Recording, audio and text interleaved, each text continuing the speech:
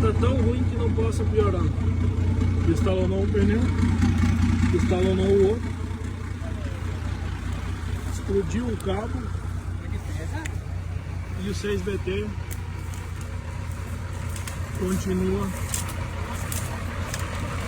no mesmo lugar.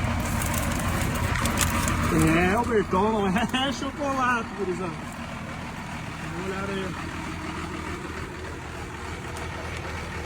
Zechão Unimog 2150.